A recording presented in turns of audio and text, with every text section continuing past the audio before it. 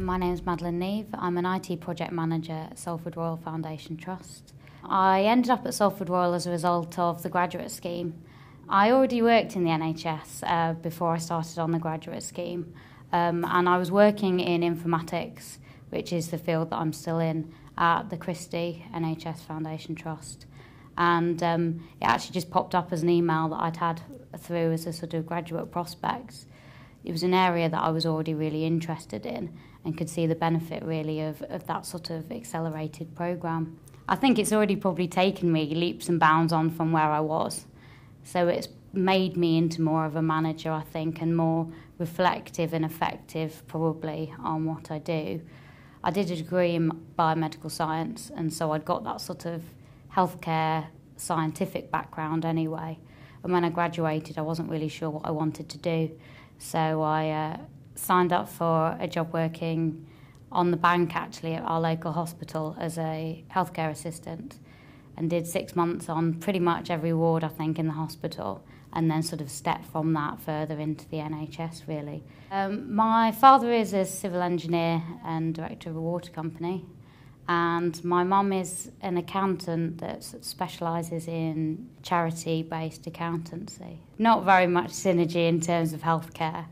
It was a fairly foregone conclusion that was fairly assumed, probably partly because my father went to university and both of my older sisters went to university, and also partly because of the school I was at. The vast majority of students that were at that school went to university, so it was kind of assumed that that would be the route to go. I went to University of Manchester, primarily because I actually originally went to university to do life sciences, partly because I wasn't quite sure what direction I wanted to go in at that point. And life sciences basically gives you the scope to just pick a combination of biology, chemistry-related modules.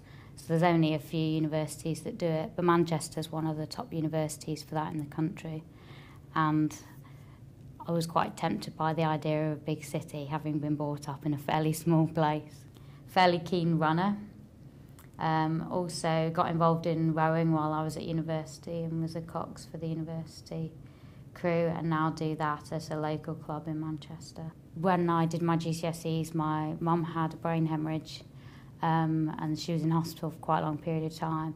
So whereas I'd been used to a sort of very stable family environment and being able to just do whatever I needed to do at the time, it was sort of obviously quite a different scenario to be in, and going back and forth to the hospital and things like that.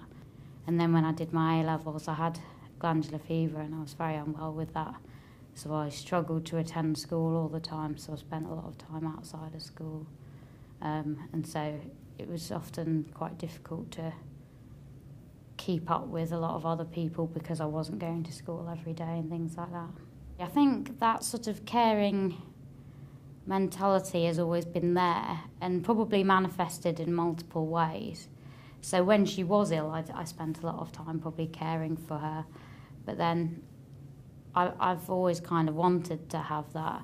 Working as a support worker, as a healthcare assistant, I got that feeling of being able to help people, but the thing that I found very frustrating was that I could only help one person, or the patient that I was with at the time, and sort of all those sort of grand scheme of things stuff, the big stuff that you just had to live with because you were just a very small cog in that machine, as it were, you couldn't do anything about, which is probably why I sort of started to go in the direction of having a more management role where I can impact potentially 100 patients rather than just one with an action.